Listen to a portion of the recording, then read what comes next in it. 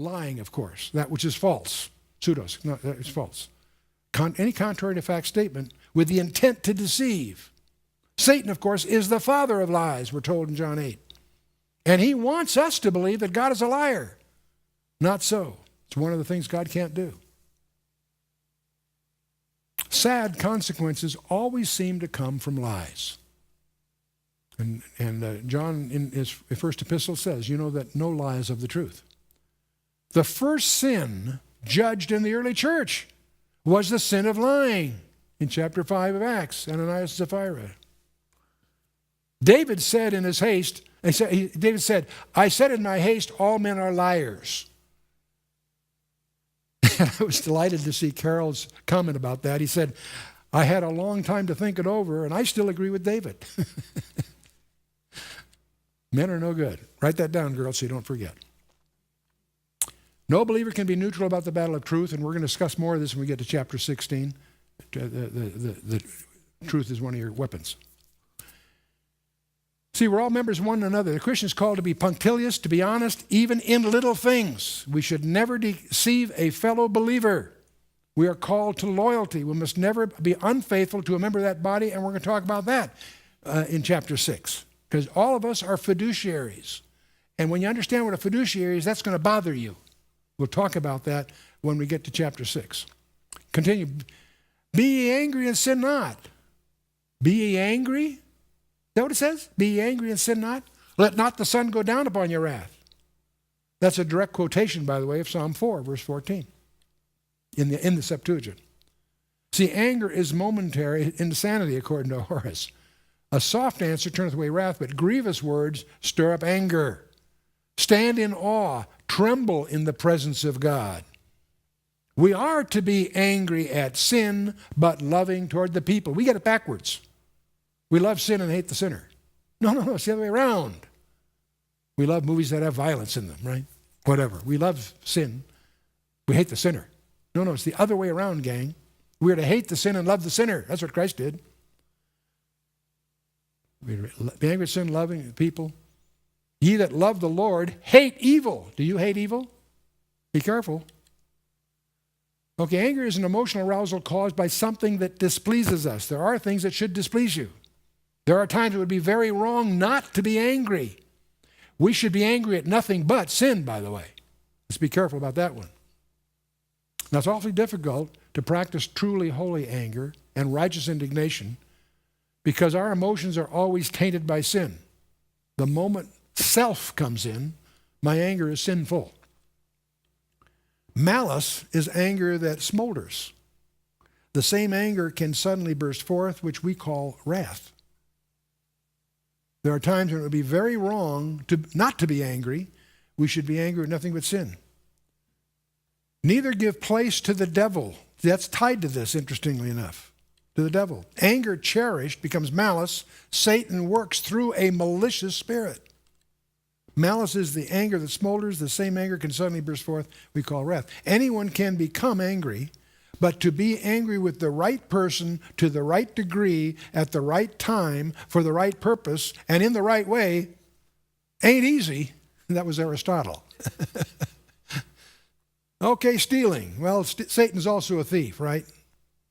John 10. He coaxed Eve to take the fruit that was forbidden. That's stealing.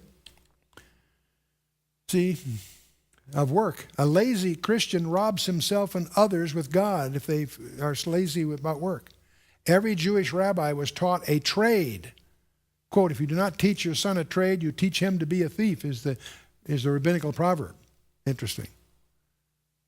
You sort of wonder, where does our welfare system fit into all of this?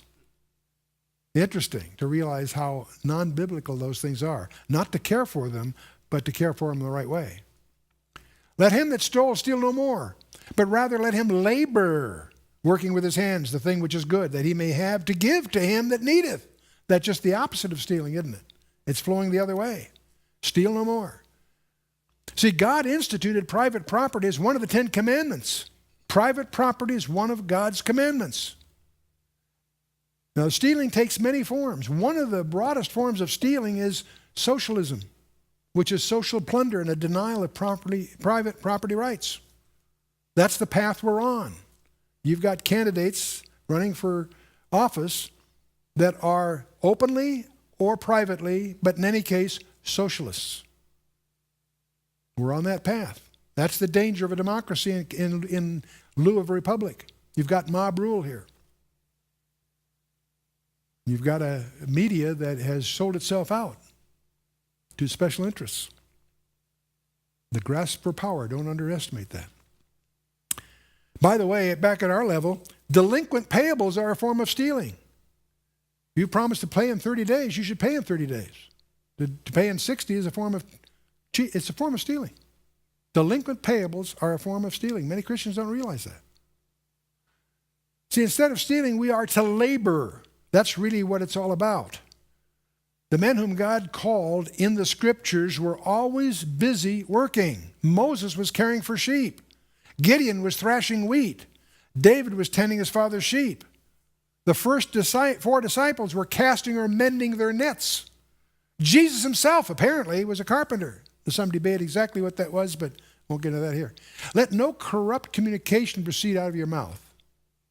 Let no corrupt communication proceed out of your mouth, but that which is good to the use of edifying, that it may minister grace unto the hearers.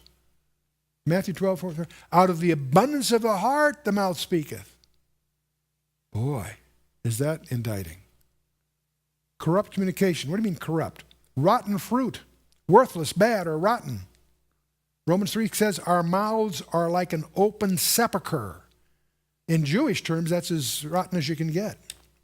Corrupt communication. We expect change in speech when a person becomes a Christian. You do this yourself. Trace the word mouth in the book of Romans. Check it out yourself. What's the remedy to corrupt communication? Fill the heart with the love of Christ so that only truth and beauty can emerge. Never have to say, take this with a grain of salt. That's an admission that we shouldn't have said it probably, right? But rather let your speech be seasoned with salt. We don't understand the difference. And grieve not the Holy Spirit of God, whereby ye are sealed unto the day of redemption. Boy, this is a precious verse here. Grieve not. You can't grieve someone who doesn't love you. Grieve not the Holy Spirit. The Holy Spirit is not an it, it's a he. It's a person, and he loves you. Father loves you, obviously. Son loves you, obviously. Holy Spirit does too. Otherwise you couldn't grieve him. To grieve means to give pain. I can remember very vividly, I had gotten a very special thing for one of my daughters, and I was excited about coming home to surprise her with this kind of a spontaneous, elaborate little gift that I picked up. And as I drove in the driveway, Nan tipped me off that the daughter in question had been horrible that day, and some circumstances occurred that I would have to deal with. And I can remember the pain that I felt, because I was so excited about wanting to give this gift, and it would have obviously been inappropriate. And I remember that. I grieved over, I remember that so vividly. This may be the most important part of this section. The Holy Spirit also loves you. You can't grieve someone who doesn't care. No one can unseal, he says, whereby ye are sealed unto the day of redemption.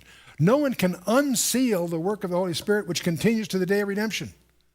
There's another nail in the coffin of losing your salvation. Your salvation is sealed by the Holy Spirit himself.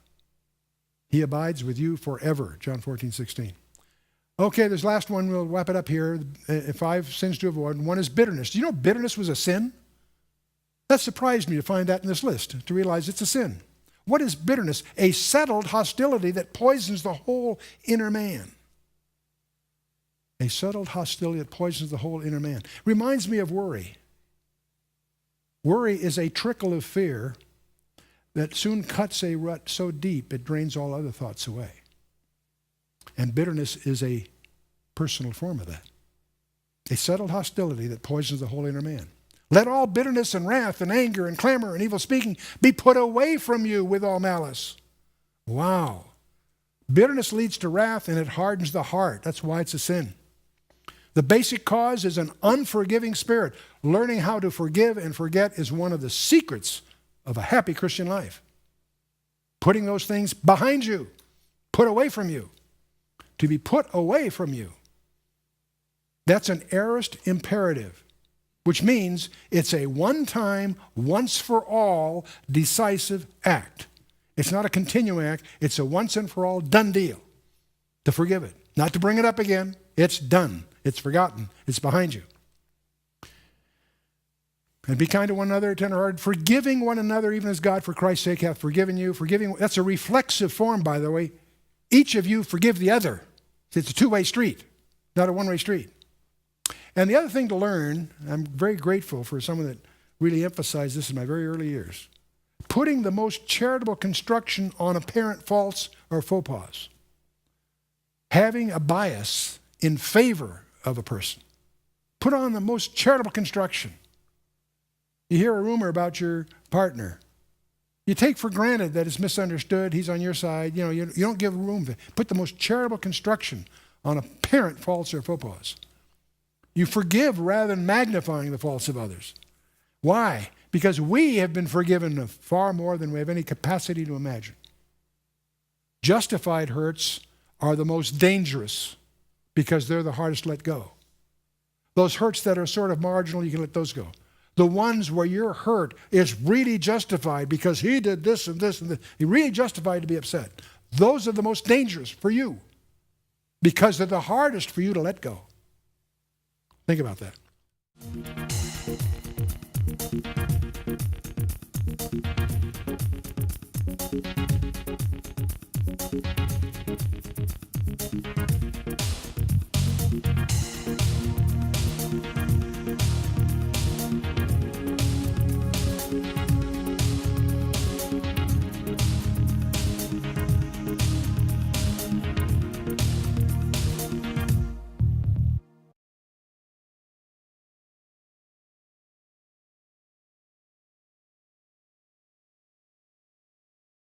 Lying, of course, that which is false.